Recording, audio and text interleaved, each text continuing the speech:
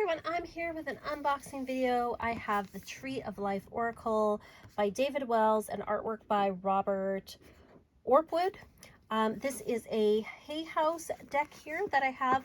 I'm going to blame getting this deck on Lisa Pappas because I saw her do this in her, she does these, I can't remember what they're called, but they're these videos where she does sort of these hot takes on these different decks that are being released each month. And so I saw this and I was like, ooh, this looks really pretty.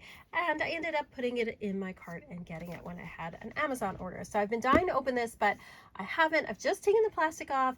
And so I'm going to give you my honest first impressions of the Tree of Life Oracle. So first off, I think like the artwork looks really beautiful. I love this sort of very colorful watercolory type look. It's your typical kind of Hay House box, and it says it has 44 cards in it, which is, you know, pretty typical for Hay House. So that's the box there. Oh, inside it says, no two trees are alike. This is yours and yours alone. Grow, stand tall among the stars. So very pretty. And then we have, of course, our Hay House book here. So pretty standard, it looks like. We've got card meanings, got features, guidance, activate. We've got some spreads here. So it looks like, you know, your pretty typical guidebook, but there isn't any thumbnails on this one, I've noticed. So that's kind of interesting. All right, let's get to the cards. Okay, so that's the inside of the box there in case you're interested. I do prefer when they have this little paper thing on as opposed to the plastic, just so it's less plastic. So first off, I really like the backings. Let's maybe zoom in just a tiny bit closer. Okay, so I really like this backing here. Very pretty, very colorful. I love the rainbow effect. You know, your typical Hay House kind of stock. Actually, I thought maybe this is a tiny bit thicker than what it was. But it's kind of that satin. It's not totally matte, so that's good because I'm not a huge matte fan. So let's do a little walkthrough. So we have the Tree of Life itself on the first card. Showing the Tree of Life. Then it focuses on the middle pillar, which is this pillar here, this line here. Then we have the pillar of severity, that's this line. And then we have the pillar of mercy over here. That's that line on the tree. We have the spiritual triangle, which is these three at the top.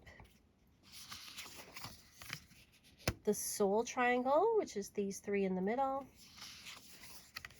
And the personality triangle, which is these three here, not quite at the bottom. All right, so now we got the elements here.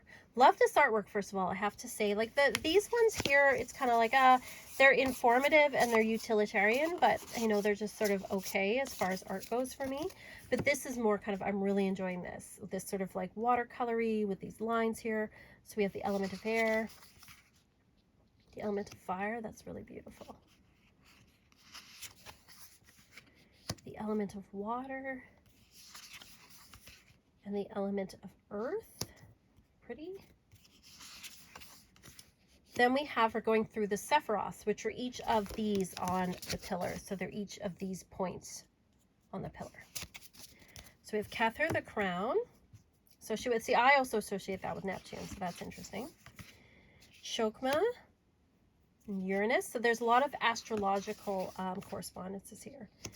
Binah, understanding. Jupiter for Chesed, mercy. Mars, Geburah, severity.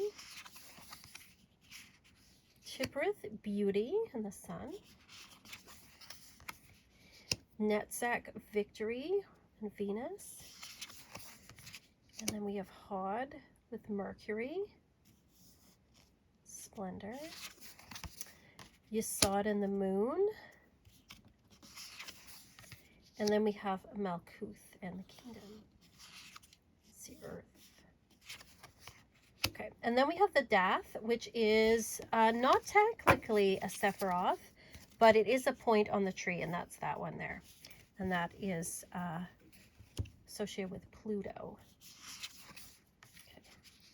So then we have the paths. So the Tree of Life in Kabbalah has associations with both astrology, because each of these Sephiroths, but each of these paths is associated with one of the major arcana in tarot. So, so we have the Fool here, The Magician. The High Priestess. It's very pretty. I love the rainbow here. The Empress. The Emperor. The Hierophant. These colors are very juicy, I have to say. The Lovers. We have the Chariot here.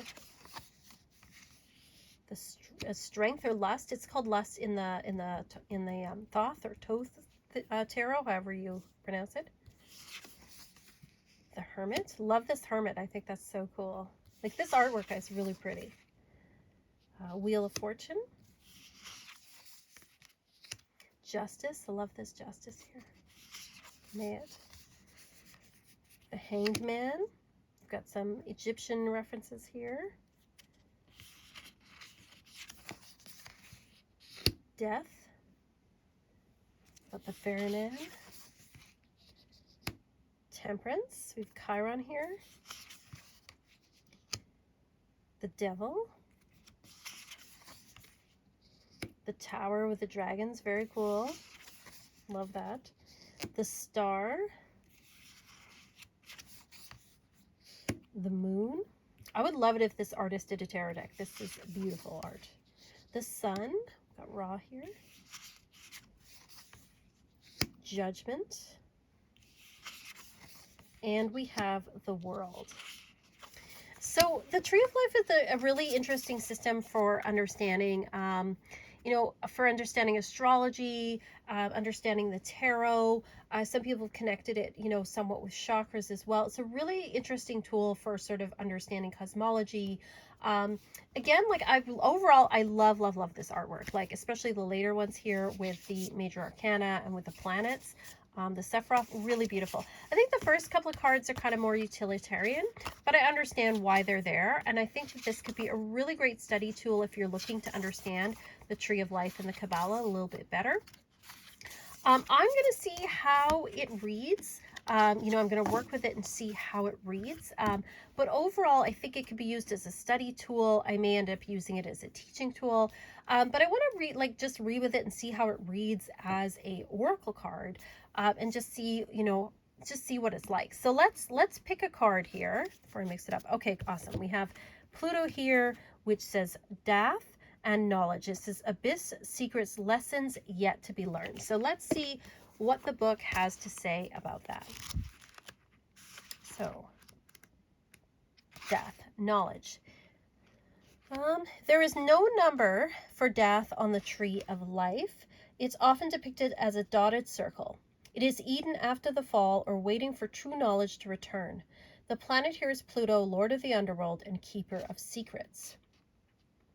So we have a guidance here and activation. So it says, what's thrown into the abyss will stay in it until it's needed again, no matter how long that takes.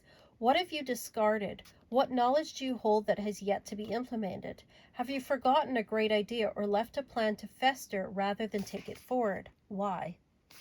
You may feel as if your own knowledge is not appreciated by those who focus on trends, fashions, and clever marketing ploys that have razzmatazz and no true depth. Perhaps you feel as if you're in the abyss looking out. This is a place of secrets, yours and the ones you keep for others. Whether they should be released as a question you may be asking, only you can decide. It also says you're at the edge of reinventing yourself, repurposing an old idea, making a breakthrough that uses all the experience you've gained from the mistakes as well as your successes. It may be time to use your own errors to help others to avoid making the same ones on their journey, mentoring or guiding perhaps. And then it has an activation. It says, we live in a world where data never seems to go away. In the data in your mind, on your laptop, or in a dusty old book, some treasures, some forgotten idea is waiting for you. Seek it out. I think that's a really cool interpretation of Pluto and the Dath. I think this is, this looks very promising, I think, this particular deck. I'll do, I'll let you know what I think of it as I work with it. But so far, loving the artwork overall. Just reading that interpretation, I'm like, this is very well thought out. So I'm going to see how I can weave this into my practice, but let me know what your thoughts are. Do you like this deck? Is this something that's on your list? Is the Tree of Life something that you study? Let me know what your thoughts are. I would love to hear them. And as always, peace and love.